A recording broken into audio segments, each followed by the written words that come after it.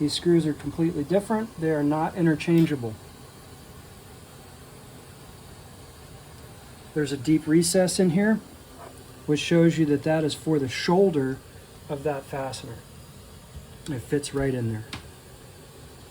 This can also be a trouble. Came right off. Gun's well maintained, it's well greased. So that's going to mean that cleaning this gun is not going to take that long. It's going to clean up nice, it's going to go back together very nice. What we'll probably do is just change the side seal O-rings. I do not like reassembling the gun with old side seal O-rings. The other O-rings are probably going to be just fine. This is your mixing chamber. This is a number 3 chamber. Right here where my thumb is, that is A side and grease mixed together on this surface. This surface is precision machined. Any heavy scratches in it that you can feel with your fingernail means it needs to be replaced. It will wind up leaking. So we'll have to very gently remove that. You might have to touch it with a brand new razor blade. We'll clean this out with some glycol ether gun cleaner, make sure that it is ready to go before we reassemble. So we have our mixing chamber. If the gun was functioning properly, there's no reason to further disassemble it. If you need to disassemble this means that you probably had a crossover that went into the air portion of this gun. The only way I've seen that happen, that it enters the air side, is when guys do not properly grease the gun at the end of the day.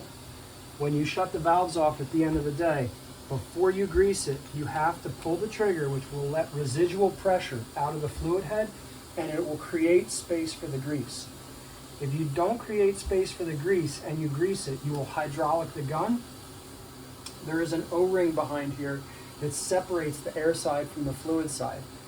Once that O-ring is breached, it will allow foam into the air side of the gun, and it is not a fun process to get this back up and running.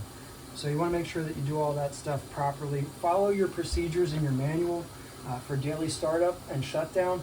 It does specifically mention taking the pressure out of the fluid head of the gun before greasing it. Like I said, if you don't do that, you'll get away with it a couple times, and then it's not going to work out for you. It's going to become a nightmare. So we're now going to disassemble these fluid heads. There's a couple tricks that I use to do it. The check valve on the A side typically is difficult to remove, and that's why I use this socket, and I will show you the check valve in a minute. These are also not supposed to be that tight. I believe 1/4 of a turn past 0 is the tightest you should be making it. I don't have a vise in here to do this, so we'll see if my hand can remove this. And it did. It removed that easily, which means our torque spec was good.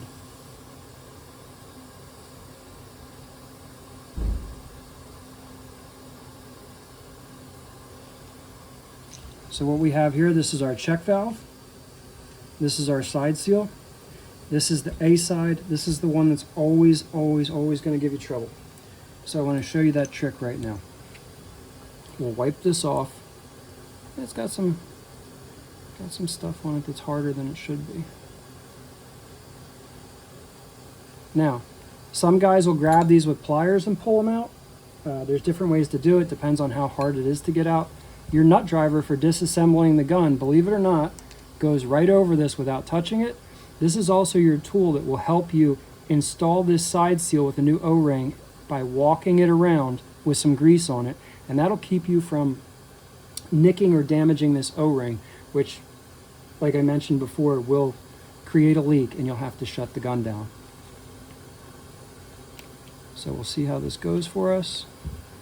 We walked that O-ring right out just by a little bit of circular motion and pulling back. Now, I'll put this on a pick to get my hand out of the way. Right there in that groove is your side seal O-ring. It's obviously in good shape, but it's one of those things that it's not worth taking the chance on. Now, in here is a spring. We'll remove the spring with a pick, keeping our A-side parts together. Now, there's a little white, can you see that in there, Bob? Will that focus through there? Mm-hmm. Okay. That is the actual poppet. That is a valve.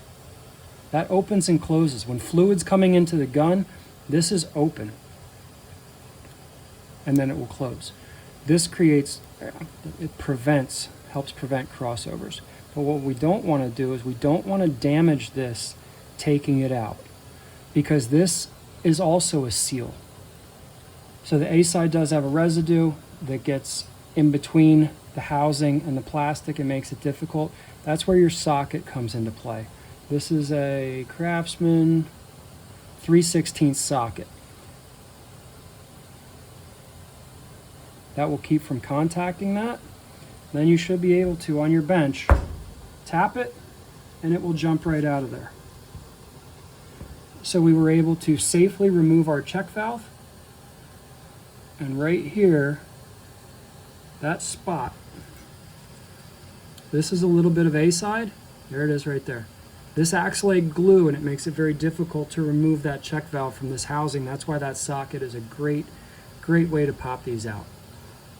All of these parts look like they're in great shape. The inside of this, which I'll call the bore, has to be exceptionally smooth. That is where the O-ring rides.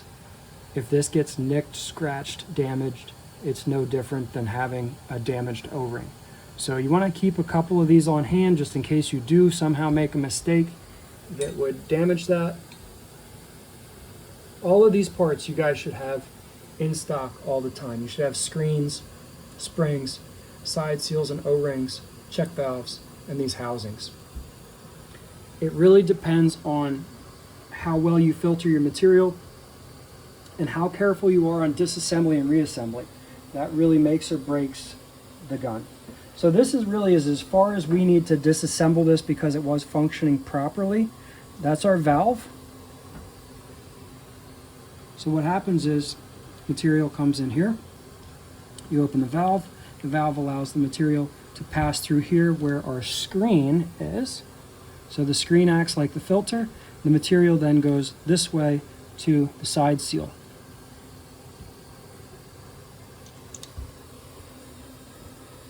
I'll disassemble the B side, and in another video we will cover cleaning and reassembly. There's a couple brushes that you should buy. Any gun manufacturer that supplies brushes for cleaning firearms. A lot of those brushes are nylon. They work exceptionally well for this stuff. So I'll disassemble the B side, and then in the next segment we will go through cleaning and reassembly.